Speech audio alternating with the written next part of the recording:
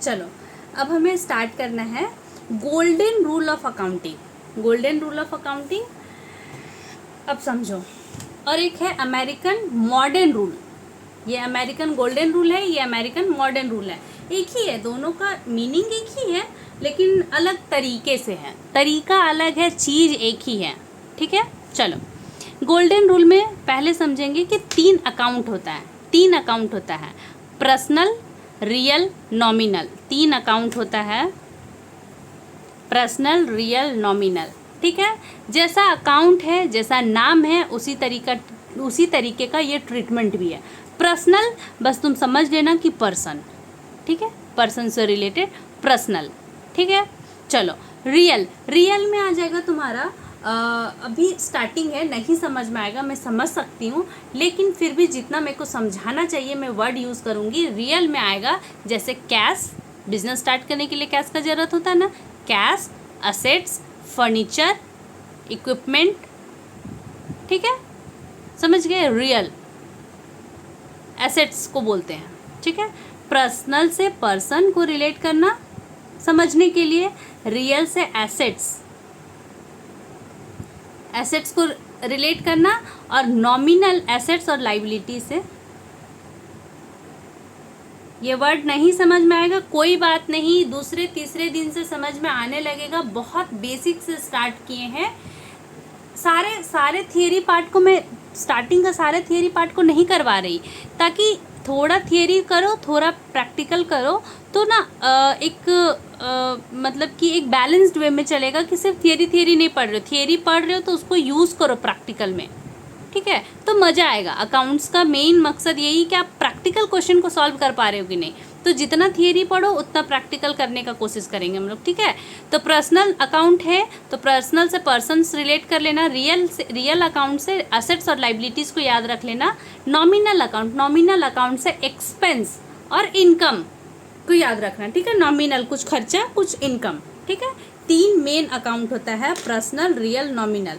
तीन account, personal, real, nominal, personal, real, nominal, personal, real, nominal. आप 3 बार बोलना, याद हो जाएगा 3 अकाउंट। ठीक है, पर्सनल, रियल, नॉमिनल बोल लेना 3 बार। 3 बार से नहीं, मैं 4-5 बार बोल दी। ठीक है, चलो 3 अकाउंट में तीनों में 2-2 रूल है, याद कर लेना है, मैं याद करवा दे रही हूँ। पर्सनल पर्सन का है, ठीक है, पर्सन से रिलेटेड है।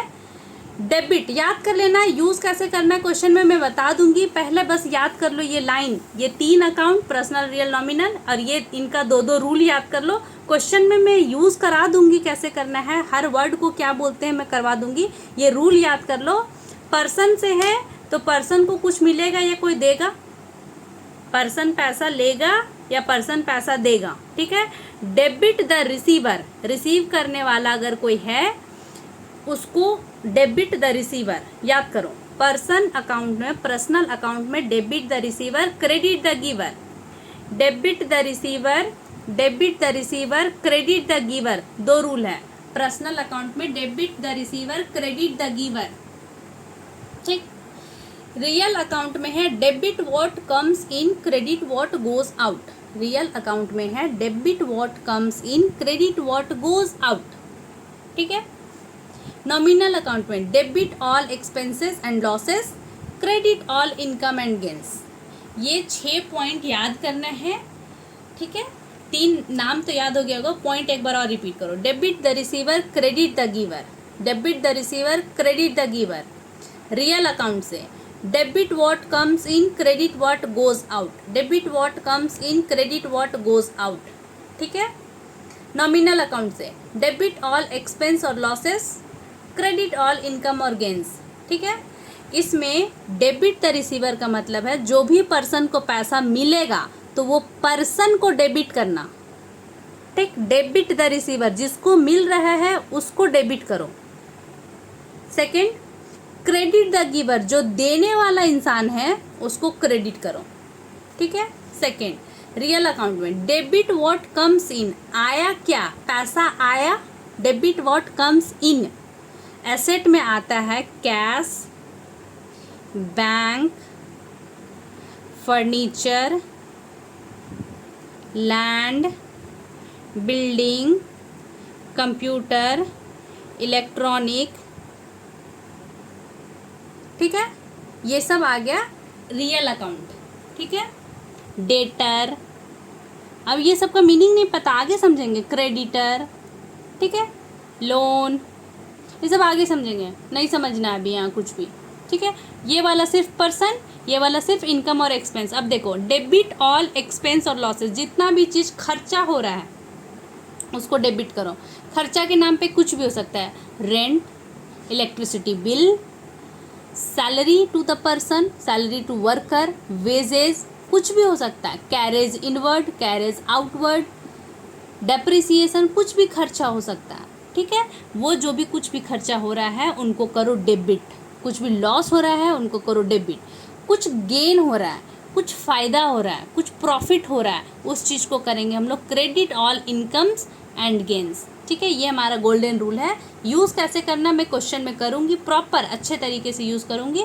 आप देखना, ये सारे रूल को मैं बार बार बोल के यूज़ करा दूँगी, आप समझ जाओगे, ठीक है। नेक्स्ट हमारा रूल है, देखो, अमेरिकन और मॉडर्न रूल ऑफ अकाउंटिंग, यही 6 अकाउंट्स है। 6 अकाउंट्स है। एसेट, एसेट कहाँ का पार्ट आ जाएगा, आप समझ लो। एसेट कहाँ का पार्ट आएगा, रियल, रियल में एसेट्स और लाइबिलिटीज़ था ना, तो एसेट का पार्ट रियल है, रियल का पार्ट एसेट्स है, लाइबिलिटीज़ किसका पार्ट है, रियल का ही। देखो मैं एसेट्स और लाइबिलिटीज़ लिखी थी ना रियल में। रेवेन्यू, रेवेन्यू मतलब होता है इनकम, इनकम रेवेन्यू होता है तो किसका पार्ट है, नॉमिनल अकाउंट का।